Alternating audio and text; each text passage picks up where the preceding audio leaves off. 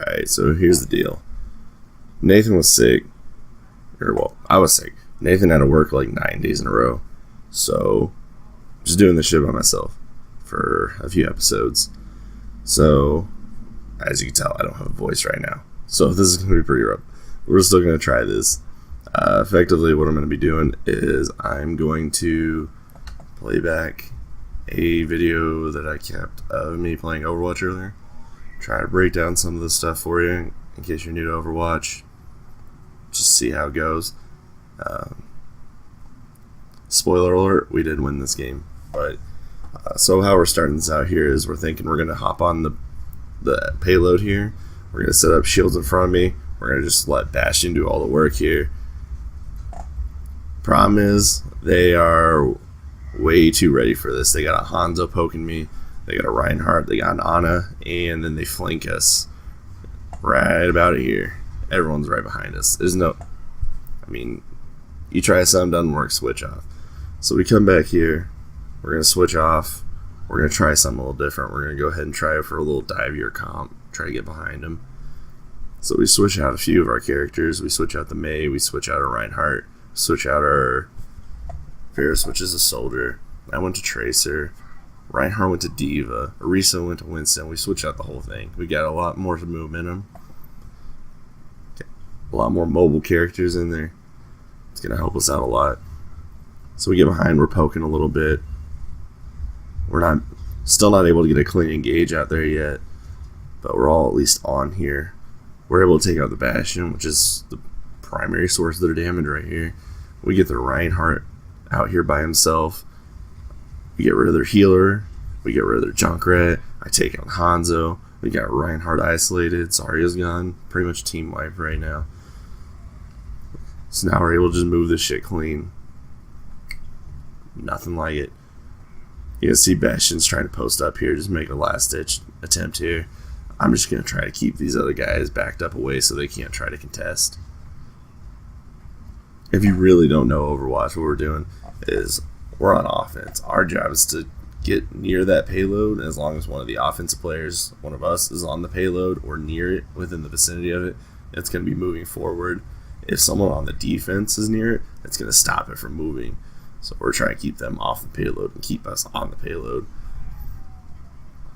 So at this point, we're just trying to make them trickle, which means that trickling is whenever one person comes out to fight you, then another person comes out to fight you, and then two people come out to fight you. They never come out as a full team of 6. They don't group up.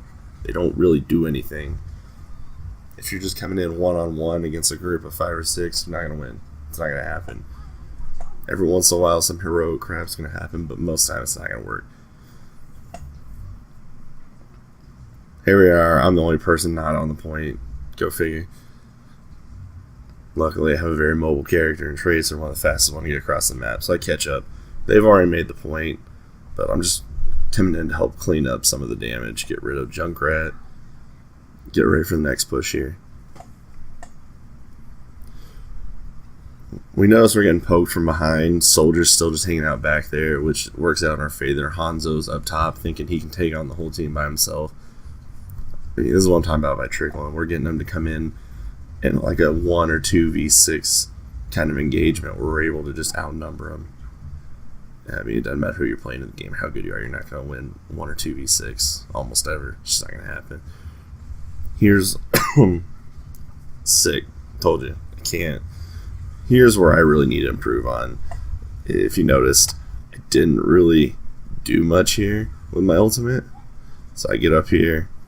I'm just kind of poking around. I don't know why I even went for the health. I was missing 5. Come back out. I have so much damage in this pulse bomb, which is my ult down here. I just drop it out on him. Basically did nothing. I did some damage, but I really could have done a lot more with it. I really got to get better at that. Your primary goal is to stick it on someone. I freaked the fuck out. Junkrat just shows up in my face. Junkrat is not the person you want in your face when you're a Tracer. You got 150 health. He takes you out in like 0.2 seconds. But luckily I had some teammate help. Here's where Tracer's really good. You can get up behind them. You can kind of poke down their healers. they don't really have the ability to get away from you too well usually. They can't really fight you man on man most of the time. You're just too mobile. And this is where I'm able to do some work. However, I don't pay attention. McCree spawns. He comes up behind me. 2 shots. I'm dead. Like I said, no health. Tristan's no fucking health. But we're pretty much rolling these kids right now, so whatever. Right here, what they call Soldier and McCree and Ana, they call them hit scans, basically meaning that there's no speed on their bullets basically at all. It's almost instantaneous. Like, you pull the trigger and it hits them. Like, a lot of guys have projectile speed, so it takes a certain amount of time for it to travel the distance to get to the person you're trying to shoot at. Whereas the hit scanner characters, it takes almost no time at all. McCree, Ana, Soldier, which they have 3 of. It's commonplace to want to try and use a hit scan character against like a Pharah, the one that flies around, just because Pharah's kind of hard to hit with projectiles because she's just floating around in the air. It's kind of hard to accidentally hit because she's moving in every direction, not just side to side most of the time. So it adds a little more difficulty to hitting her, even if she is moving slowly. Here, I could have done way better. If I could have stuck someone, I probably could have taken out 3, but I get their damage down. Our team comes in and cleans up a little bit. I mean, we keep the engagement going for a minute. We're able to take down a couple more. We get the res on Zarya, bring her back. Get a res on Reaper, bring him back. I pick out the Mercy. We get the damage down. Now we're just cleaning up. We've already won the engagement. We just got to take out the rest and keep the shit moving.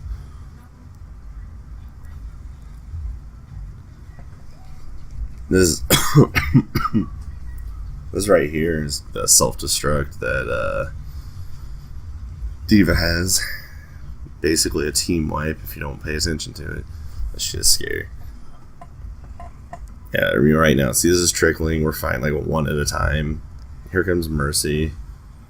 I do a completely terrible job of attacking Mercy here. I should have had her down so much faster.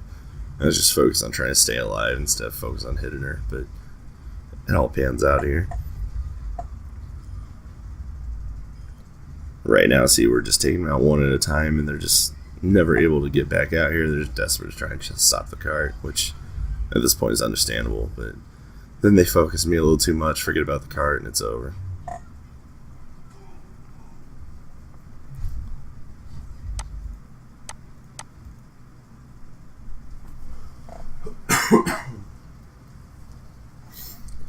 Switching over to the other side, I'm talking to him about this. I really want to go with a May, a Reinhardt, a Mercy. I really want to stay under the choke point. The reason why I like doing this on Dorado is there's this first choke point where you can really hold them really well, because it's hard to get beside you if you're underneath that bridge. They can go over the top of you, but as long as you pay attention, you really don't have to worry about them hitting you from the sides. It's really just, it becomes a two-dimensional. They're either here or here. There's not really anything else to worry about. So we decided to go with a less aggressive route here. We don't push up on them. And I get them to all work with me, and we decide to stay back here. This means that we've got shields, we've got walls, we can break them down. They don't have the side passages to come down, they only have here and right in front of us, which makes it extremely difficult to push through this point. I think the primary way I see people breaking down this whole ordeal is with just a giant use of ults, just blowing us out with ults, or B, having a really, really good Junkrat up here just poking down on us. Genji tries to get up behind us, but Genji versus Mei, Genji's not going to do anything against Mei. Genji's deflect is able to deflect projectiles, bullets, such as that, but beams and rays like Zarya's and Mei's don't get deflected, so I'm still able to hit him, and it slows him down worst thing as a Genji is to be getting slowed down and not being able to deflect something. Actually, with the release of the new support Moira, she's pretty strong against Genji. I mean, in general, she's strong, but against Genji, she's very strong just because she has a beam that has so much range on it and does so much damage. It's ridiculous. Right here, I was trying to put the wall up in front of them so that we could protect them. I wanted everyone to get their health back. D.Va has their defense matrix, which does the same thing as deflect. Well, affects the same things deflect does. However, instead of turning it back against them, it just soaks it in and just gets rid of it. And because of that, I'm able to actually go through a defense matrix too. So right now, I'm getting good matchups. We've got a lot of speedy characters and characters that go against projectiles, and Mei just shuts all of it down. She's not good against burst damage as much, like Soldier, like mid-range burst damage. Genji can kill a Mei, but not once he gets up close. He's got to get the poke damage first, and their Genji wasn't, so he swapped off. See, there's a stick. That's what it's supposed to look like. And you get Soldier, who's just ignoring me. Don't ignore me. So I mean, as you can see, this is basically our whole strategy: is stand under this bridge, make them come to us, bring the fight to us. Right here, bam. Blizzard slows them all down. They can't do anything. He dead eyes, locks in on all their targets, shoots them in the head. They're all gone. It's easy.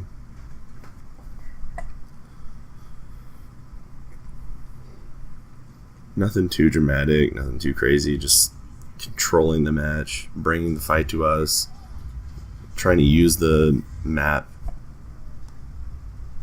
like the geometry of the map to our advantage, try to get them to fight us on our own terms, and then just trying to handle whatever they're sending at us. Reinhardt takes care of a lot of the mid-range damage, while Mei can really slow down a lot of the guys trying to come in and be speedy and flank on you. They do switch a few things up to try and counter us, and they get through that, but it's just a little too late. They just don't have anything else left to go. They just don't have enough time to make it. And they're really depending on this Ryan. I just keep freezing. And yeah, at this point, it's just desperation hour for him. It's pretty much just over. We're just cleaning up the fight, making sure they don't do anything crazy in the game. So that's a pretty basic breakdown of how the game may go in Overwatch.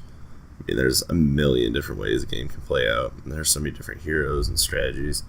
Can't cover it all in any short amount of time, but that's just kind of an overview of how this game went down, just to kind of give you an idea of kind of strategies and the kind of things that go on. If you already played Overwatch and all this is just, it's nothing. But for anyone who doesn't play very much or hasn't played at all, I feel like it gives you kind of an idea of what all is going into it and how the heroes synergize and how you use certain heroes and certain abilities on certain maps and certain parts of maps to work together.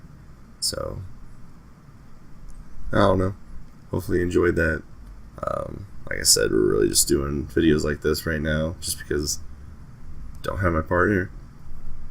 I mean, Overwatch is the game I play the most right now. It doesn't look like it. It's hard to rank up on Xbox, man. But check us out.